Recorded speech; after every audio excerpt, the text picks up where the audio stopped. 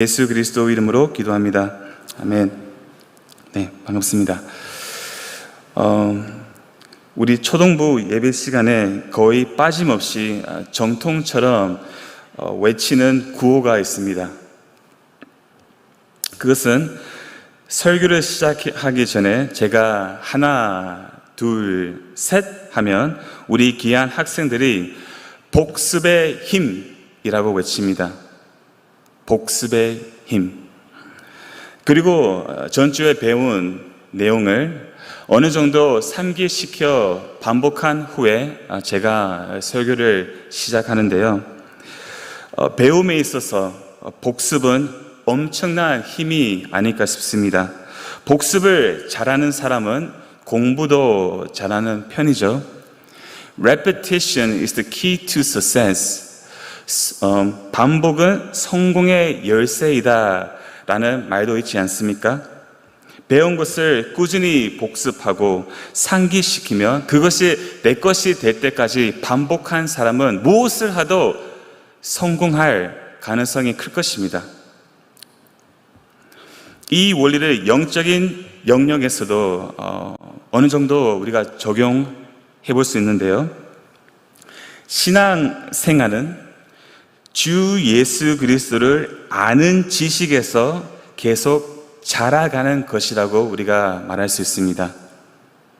사람마다 속도가 다르겠지만 모든 성도들은 점진적으로 예수 그리스도를 아는 지식에서 자라가게 되어 있습니다. 자, 여기서 중요한 것은, 여러분과 함께 나누고 싶은 것은 예수님을 아는 것이 과연 무엇일까요? 예수님을 아는 것이 여러모로 이것을 설명할 수 있겠지만 저는 종교교역자 존 칼빈의 말씀을 따라 함께 나누고자 합니다. 존 칼빈은 이 알매는 두 가지 측면이 있다고 합니다. 지적으로 아는 것과 체험적으로 아는 것입니다. 지적으로 아는 것과 체험적으로 아는 것, 즉 머리로 아는 것과 삶으로 아는 것이죠. 무슨 말이냐면 주님을 아는 지식과 신자의 삶은 긴밀히 연결되어 있습니다. 아주 밀접한 관계가 있는데 예수님을 아는 지식이 신자의 삶에 역동적인 효과와 영향을 끼쳐서 그 신자의 삶에 복음의 능력을 나타난다는 것이죠. 단순히 아는 것이 아니라는 것입니다. 자, 그렇다면 우리의 일상생활에서 복음의 능력이 발휘하고 있습니까?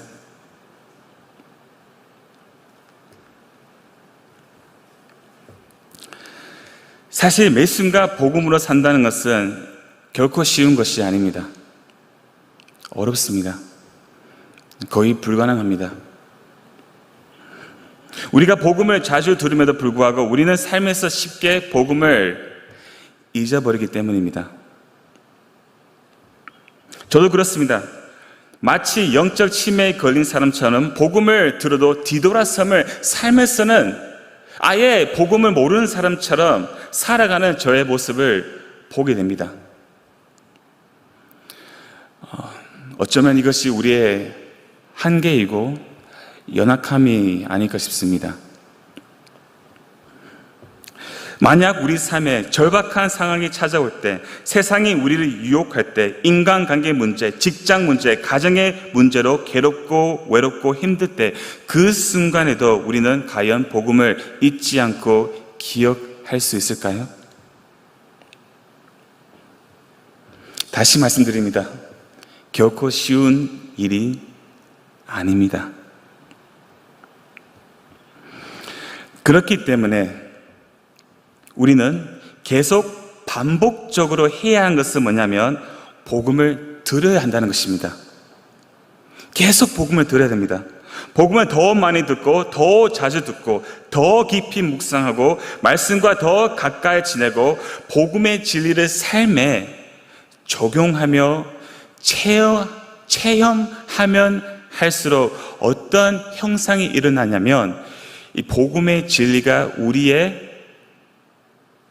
생각을 지배하게 되고, 복음의 진리가 우리 삶 가운데 하나씩 실제가 되며, 결국 우리가 어떤 상황에 닥칠지라도 복음대로 반응하게 된다는 것입니다.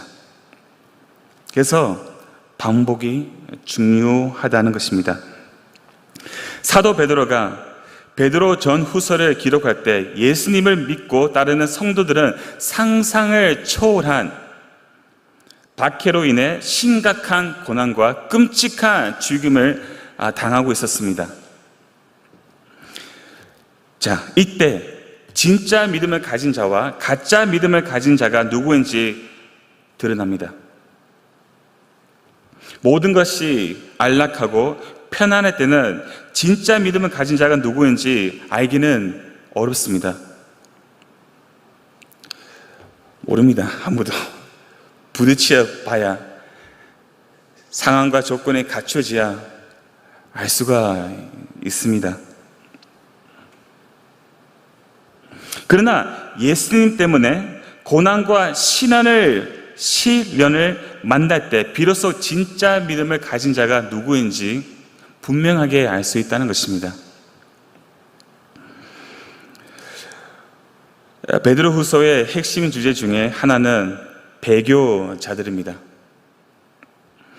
배교자는 예수님을 부인하는 사람이죠. 배신하는 사람입니다. 복음의 진리를 저버리고 떠나버리는 자들입니다. 핍박이 너무 고통스럽고 두려워서 더 이상 견딜 수 없어서 배교하는 자들도 있겠지만, 베드로후서에서 사도 베드로가 강력하게 강조하고 싶은 사실은 이 배도자들은 거짓 교사들, 선지자들의 술술과 거짓 가르침으로 인해 참 진리에서 떨어져 나갔던 것입니다. 여러분, 시간이 지나갈수록 Truth War, 진리의 전쟁입니다. 지금 세상에는 거짓 가르침들이 너무나 많습니다. 우리가 사용할 것은 무엇입니까? 참 진리를 지키는 것입니다. 그래서 베드로는 이 배교에 대한 경각심을 주며 2장에서부터는 이 거짓 선지자들과 거짓 선생들에 대해 경고하고 있습니다. 자, 여러분, 이런 강렬한 핍박과 고난 가운데 배교자들이 진리를 배신하고 거짓 선지자들이 교회를 혼란스럽게 할 때 과연 성도는 무엇을 할 수 있을까요? 다 같이 10절 말씀을 함께 읽겠습니다. 10절 말씀입니다. 그러므로 형제들아 더욱 힘써 너희 부르심과 택하심을 굳게 하라. 너희가 이것을 행한즉 언제든지 실족하지 아니하리라. 아멘. 우리가 할 수 있는 것은 무엇입니까? 우리의 부르심과 택하심, 즉 우리의 구원을 굳게 하는 것입니다. 굳게 하며 실족하지 않고 11절 말씀처럼 우리 주 곧 구주 예수 그리스도의 영원한 나라에 들어갈 것입니다. 자, 그러나 반대로 굳게 못한다면 어떻게 됩니까? 실족하게 된다는 것입니다. 실족하게 된다. 바로 배교자가 될 수가 있다는 것입니다. 자, 여기서 잠깐 설명드리고 싶은 것은 구원을 우리가 굳게 지킬 수 있을까요? 우리의 힘과 노력과 의지의 어떤 노력으로 우리의 구원을 굳게 할 수 있을까요? 아닙니다. 우리의 구원은 주님께서 지켜주시는 것이고요. 우리가 끝까지 그 구원을 굳게 지키고 영생에 들어갈 수 있는 것은 성령님께서 우리의 끝까지 인내하게 우리를 이끌어 주시기 때문입니다. 이것을 성도의 견인이라고 신학적으로 표현합니다. 우리가 할 수 있는 것이 아닙니다. 주님께서 하시는 것입니다. 자, 그렇다면 배교자는 처음부터 구원이 없었고 성령님이 그와 함께 하지 않았다는 것입니다. 만약에 구원받았고 성령님이 그와 처음부터 하셨다면 끝까지 간다는 것입니다. 우리의 연약함과 우리의 실패와 우리의 죄와 상관없이 끝까지 성령님께서 우리를 견인하게 하신다는 것이죠.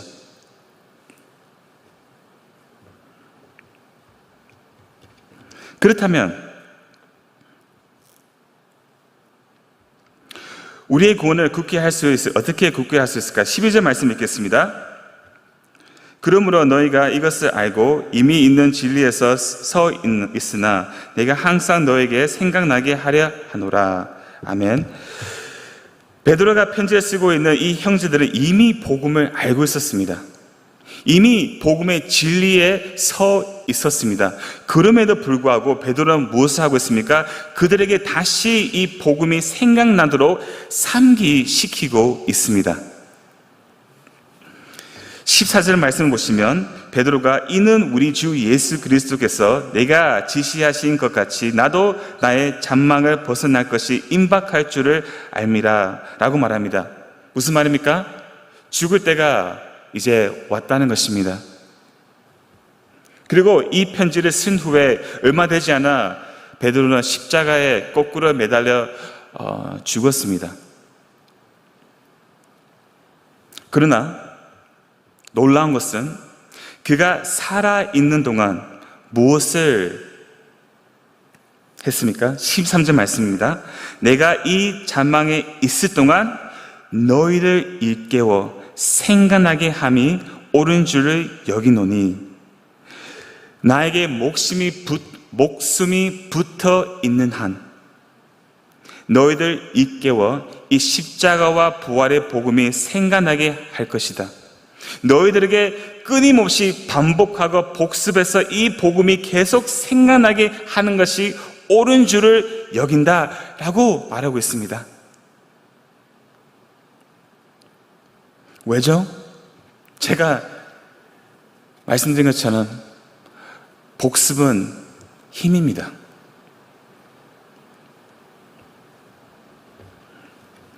말도 안 되는 핍박 가운데 배교자들이 복음의 진리를 저버리고 거짓 선지자들이 거짓 가르침으로 공격할 때 예수를 믿는 자들은 무엇이 필요합니까? 참 복음을 잊지 않고 기억하는 것입니다. 자, 그렇다면 무엇을 기억하는 것일까요?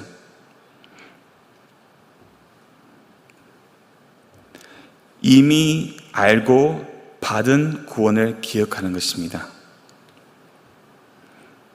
이미 우리가 알고 있는 진리, 그 복음을 기억하는 것입니다. 새로운 계시는 없습니다. 새로운 가르침은 없습니다. 이 66권 외에는 다른 계시는 없습니다. 다시 우리가 알고 있는 이 진리의 말씀을 기억하는 것입니다. 자, 무엇입니까? 다 같이 3절 말씀을 읽겠습니다. 3절 말씀. 그의 신기한 능력으로 생명과 경건에 속한 모든 것을 우리에게 주셨으니 이는 자기의 영광과 덕으로서 우리를 부르신 이를 알므로 말미암이라. 아멘. 이를 예수님을 알므로 말미암아 우리에게 은혜로 두 가지가 주어집니다. 첫째는 무엇입니까? 생명입니다. 생명입니다. 허물과 죄로 죽어 있는 우리에게 그리스도 안에 있는 새 생명을 주셨습니다. 하나님의 생명입니다. 소멸되지 않는 영원한 생명입니다. 자, 여러분, 이 생명이 어떻게 우리에게 주어졌습니까?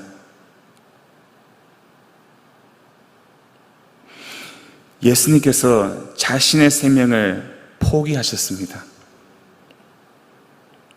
얼마나 귀한 생명입니까? 그냥 얻어진 것이 아닙니다. 예수님께서 십자가에서 죽으심으로 말미암아 자신의 목숨을 버리심으로 말미암아 이 생명이 우리에게 주어진 것입니다. 그런데 이 생명은 우리가 이 세상에 사는 동안 어떻게 나타납니까? 경건한 삶으로 나타납니다. 경건은 무엇입니까? 하나님을 경외하는 것입니다. 하나님을 닮아가는 것입니다. God word, 하나님을 향하여 주님을 바라보는 것입니다. 경건입니다.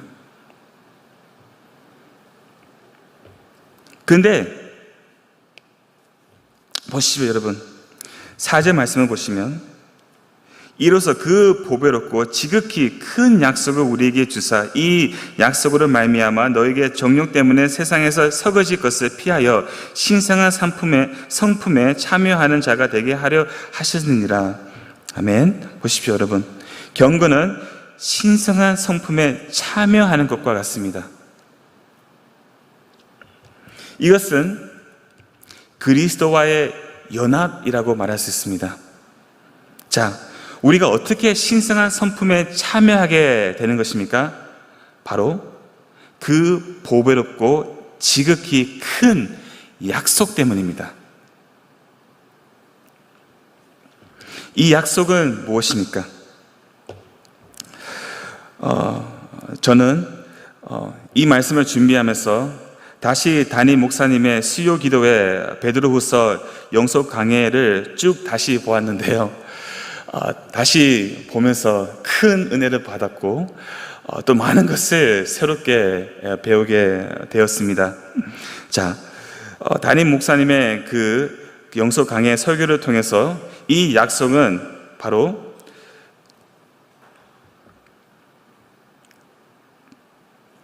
그리스도의 십자가의 구원의 약속, 즉 그리스도와의 그 신비로운 연합의 약속, 내가 그리스도와 함께 죽고 그리스도와 함께 사는 이 약속입니다.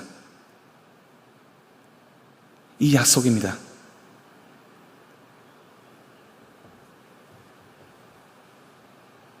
놀랍지 않습니까? 우리가 영원한 생명을 얻고 경건한 삶을 살며 그리스도와 함께 죽고 다시 살아남으로 신성한 성품에 참여하게 되는 것, 경건한 삶을 살게 되는 것은 우리의 힘과 노력으로 되는 것이 아니라 주님의 약속으로 된다는 것입니다. 자, 이것을 다시 보면서 큰 은혜를 받게 됐습니다. 주님이 하신다는 거예요. 그래서 우리가 무엇을 기억해야 합니까? 우리가 이 세상을 살면서 수많은 고난과 수많은 역경을 만나게 됩니다. 우리가 무엇을 기억해야 됩니까? 어떻게 우리가 4절 말씀처럼 이 세상의 정욕과 이 세상의 서거질 것을 어떻게 피할 수 있겠습니까? 어떻게 이 세상에서 우리가 승리의 삶을 살 수 있겠습니까? 바로 이 약속을 기억하는 것입니다. 이 약속을 기억하는 것입니다. 그래서 이 약속을 기억하기 위해서는 우리에게 무엇이 필요합니까? 계속 말씀을 들어야 합니다. 여러분, 주일에 한 번 말씀 듣고 한 주간을 버티는 것은 너무나 어렵습니다. 아닙니다, 여러분. 세상은 강합니다. 유혹은 쉬지 않고 우리를 공격합니다. 사탄 마귀는 우리를 내버려 두지 않습니다. 우리는 끊임없이 말씀을 듣고 개인적인 말씀 공부를 해야 하며 기도해야 합니다. 얼마나 우리 교회가 이렇게 말씀을 계속 접할 수 있도록 다 준비해 놓아주지 않았습니까? 새벽 기도는 매일 365일 예배를 드리고 있습니다. 성경 통독은 매일 12시 되면 새롭게 나아가고 있습니다. 수요 기도회, 금요 기도회, 주일 예배 우리 끊임없이 말씀을 들을 수 있는 기회가 있습니다. 여러분, 놓치지 마십시오. 말씀을 듣지 않고, 말씀을 반복하지 않고, 복습하지 않고, 이 약속을 기억하지 않고는 우리는 패배할 수밖에 없습니다. 그러나 이 약속을 기억한다면, 그리스도와 함께 죽고 다시 사는 이 복음을 기억한다면 우리는 반드시 승리할 수 있을 것입니다. 기도하고 주기도문을 마치겠습니다.